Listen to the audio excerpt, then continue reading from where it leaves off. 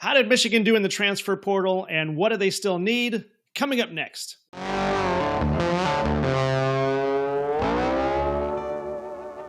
Welcome to the Point a Minute show on Michigan football at the voice of college football, where we average one outstanding point for every minute of video. You can find me on X at Dog Team Rivalry. That's DAWG Team Rivalry. And you can find me on X at B1G Team Rivalry. You can also catch us on the Big Ten Team Rivalry channel right here on YouTube. But for now, my name is Cliff. His name is Mac. Let's get into it. The transfer portal is closed for the winter, but will be back open in the spring. Between now and then, Michigan and every other team in the Big Ten needs to figure out what they have and what they need. I picked this up from Badgers Wire on Yahoo Sports, the Big Ten football incoming transfer portal class rankings. Try to say that 5 times fast. Michigan is number 10 out of 18 teams. With 11 commits, including 2 4-stars, they're sitting at number 36 nationally, which doesn't seem that bad given that there's 132 teams, but still number 36 nationally. For comparison, Nebraska is number 1 in the Big Ten and number 9 nationally. Iowa is at the bottom of the Big Ten and number 89 nationally. Ohio State, on the other hand, is 15 in the Big Ten, and Michigan State is number 6 in the Big Ten. Remember, that's transfer portal rankings. That's not recruiting class. It's transfer portal. But all this depends on what they need and what they were able to get. Mac, how do you feel about Michigan's transfer portal ranking? All right. So this might be super controversial, which honestly, if you've watched us for more than 5 seconds, you know that I like to say extremely controversial things. It's our bread and butter, really. Here's today's controversial take. Ready for this? I'm ready. It doesn't matter. What? I know, right? For the most part, in my opinion, it doesn't matter. Okay, the transfer portal is for filling holes. It's not for building rosters, no matter what Deion Sanders tells you. Okay, he's lying. Him and Mel Tucker. Coach Prime lied? He lied. That's crazy. Okay. I'm not concerned about Michigan's transfer portal additions or lack thereof because there's a whole second window that has yet to happen. Okay. And Michigan really honestly doesn't need that much. They need a couple of O-linemen and they need a few wide receivers. They've got a couple of wide receivers coming in. I think they could use more for sure. I mean, the couple of wide receivers they have coming in aren't exactly lighting the world on fire, but there's definitely talent there as long as they can stay healthy. I know one of them, potentially both of them, have some issues with injuries.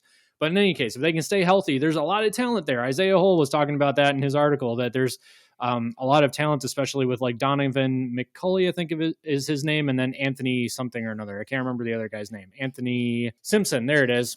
I'm kind of wondering, and I'm just kind of pontificating here. I wonder if the fact that Chip Lindsey, the new offensive coordinator, if the fact that he wasn't hired until December 13th maybe didn't help things.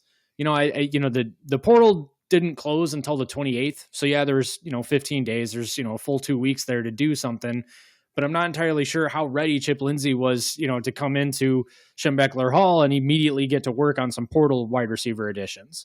So I don't know, maybe that had something to do with it. Maybe there was time to actually get an addition. Maybe all the good wide receivers were gone at that point. I don't know, but they are bringing in a couple of guys. They've got Anthony Simpson and Donovan McCulley coming in. So there's talent there. We'll see what happens. I think the playoffs were still happening too, like along with bowl games. So, I wonder how many transfer wide receivers were actually in the portal that Michigan really had a shot with at that point. But again, there's a whole second window coming. So I'm not concerned. Not yet. Well, now what's interesting on Isaiah Hull's report is that he has Anthony Simpson marked as a reserve at first and then starter by year's end. Mm-hmm. And then who was the other guy? Donovan McCulley. Well, he's got him as day one starter. Yeah. So, and I'm sure this is just a guess. I don't think Isaiah Hull knows, exactly what they're going to do. But, now I lost him again. Anthony Simpson. Okay, but reserve at first, starter by year's end. So then that means they do need to find another wide receiver, don't they? Yeah, and it's kind of interesting. He says reserve at first, but starter by year's end. I mean, they need bodies in there now. Yeah. I mean, they've got Peyton O'Leary coming back. I think Kendrick Bell is staying. Every time I say the word Kendrick, I immediately want to follow it up with Lamar. So every time I say like Kendrick Lamar is staying, no, he's not. Kendrick Bell is still there, so they've got bodies and stuff like that. They've got talent there. I don't know how much of it is that they're not as talented as they need to be, or perhaps the offensive development last year wasn't everything it could have been. Is that on Kurt Campbell? Yeah, maybe it was. I mean, he certainly got fired for it. Can Chip Lindsey turn that around? Hopefully, and if he does, then it's not because there's a talent issue. It's because of, there's an offensive coaching issue. But I still think that it would behoove them to grab a transfer wide receiver. So, okay, what else would you like to see, though? What does Michigan need from the portal? All right, so, like I said, they need the wide receivers. I have a thought about that in a second, but I also think that they need a couple of O-linemen. There were 2 O-linemen that were in the portal from Notre Dame, neither of which are on the board anymore. One of which was kind of trying to just leverage NIL opportunities. It kind of seemed like, I don't know, don't want to crap on him. I barely know him, but it kind of seemed like that's what was going on. So both of those players are totally off the board for Michigan now. You'd like to see Michigan pick up a couple of O-linemen. I don't think that the O-line is in dire straits right now, per se. I think Michigan's got a couple of O-line recruits coming in as it is. Not even just recruits, but they've got Brady Norton, who's a transfer. He was a former 3-star. He's coming from, Cal Poly. Wow. Okay. Well, but that's not a knock on him. It's just, you'd like to see some Power 5 experience if you can get it come in on the O-line. Even Power 4 now, group of 5 experience would be, right, good too at this point. In terms of wide receivers though, so like I said, yeah, I want them to bring in another wide receiver or 2. There is actually a rumor, and it's totally unsubstantiated, and I think total BS, but I'm going to run with it for a second anyway, that Jeremiah Smith at Ohio State, not too happy with Chip Kelly taking the NFL job, being the OC for the Las Vegas Raiders. So there, a couple of people are saying, hey, what if Jeremiah Smith decides to start looking around? What if? It would not be the worst move for him to come to Michigan. He would basically be guaranteed to start. Actually, he is guaranteed to start. He would be wide receiver 1, and he's playing with arguably Michigan's best quarterback commit ever. So, provided he's not a bust, obviously, but it kind of makes sense if you think about it. I mean, why not? I don't think it's going to happen, but it's kind of fun to speculate. I do think truly hilarious for sure. It would be hilarious. Yeah, that would be freaking amazing if he helps Ohio State win a national championship and then just bolts to Michigan. That would be just awesome. I think Michigan still has a pretty good chance at bolstering the wide receiver the wide receiver room after the spring game specifically, because I think maybe that's what wide receiver transfer, those who are looking to go into the transfer portal, wow, words are escaping me, are maybe looking for from Michigan, is to see how this new offense is going to look. And I don't think that you're going to get necessarily the best picture of how this offense is going to look at the spring game. I think that it'll be new. It'll be different for sure. It'll probably look better than it did all of last year, but I think that people want to see what's going on with Bryce Underwood and how he looks with this new Chip Lindsey offense. So it's entirely possible that Michigan has the spring game.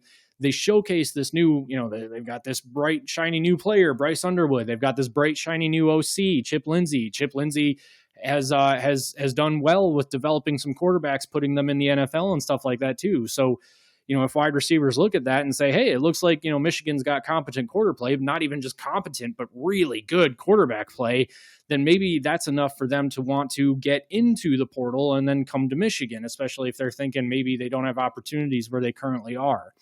And I'm pretty sure the April transfer window doesn't open until generally after Michigan has their spring game, because I want to say Michigan usually schedules their spring game for earlier in April. I think usually the first weekend. Yeah, usually the first weekend, I think. Yeah, so I'm kind of curious to see how that works. I wouldn't be surprised if Michigan shows off their new offense, new OC, new quarterback, and then even the new running back room with Justice Haynes coming in from Alabama, and then Jordan Marshall, who destroyed Alabama, destroyed their defensive line in the bowl game, which was awesome. That's something that wide receivers could be looking at as an incentive for getting into the portal. Basically, because I also think that any wide receiver over 6'2" would be a day one starter at Michigan. I was going to say Michigan usually has their spring game in the first week of April there, but I know they have to schedule those out because different teams, they want to make sure they get all of them on TV. Yeah. So they have to schedule those out. But I guess it might be easier this year because Nebraska's not going to have one. So also with Biff Poggi coming in, that's got to change the whole landscape because he was one of the architects of the 2023 team. Even though he wasn't there in 23, he helped build him up. I believe he was at Charlotte for the 2023 season. Yeah, I think that's true. So he helped build him up. So him coming in changes the landscape, I think. At least it should. But now I know at the beginning of the video, you said all of this doesn't really matter. But like when it comes to the games themselves, but will Michigan be in trouble if they don't get these gaps filled in? I think more so if they don't fill in the offensive line than the wide receivers. Again, they've got a couple of wide receivers coming in. They're not bad. They've got some experience coming back from next year. That's never a bad thing, but it's definitely not everything it could be.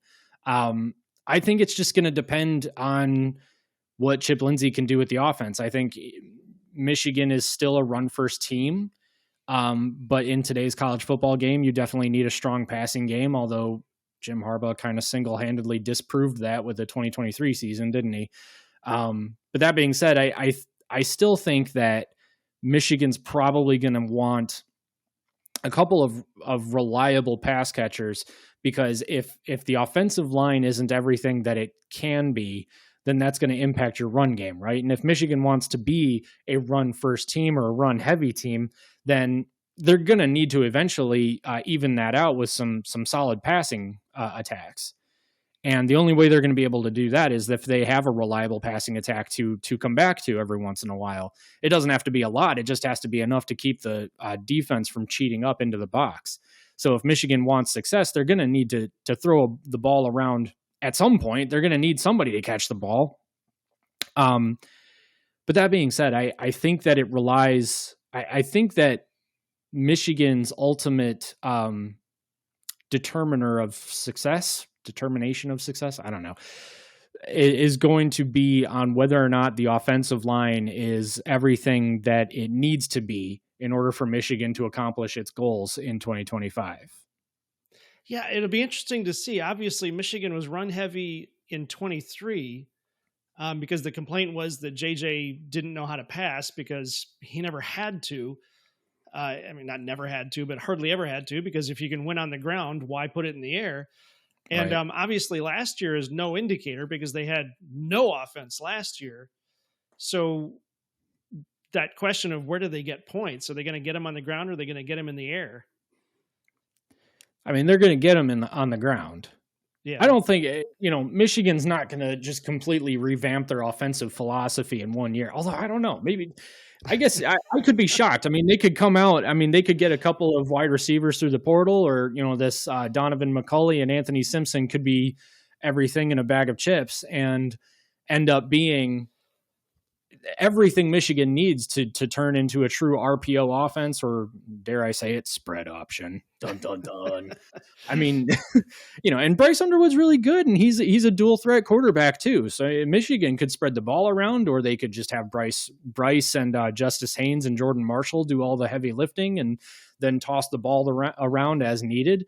I wouldn't expect Michigan to just immediately go 50-50 pass run for the offensive playbook in 2025, but I don't know. I mean, knowing Chip, or from what I've heard of Chip Lindsey and his offensive philosophy, I wouldn't be surprised if things start moving in the direction of more passing.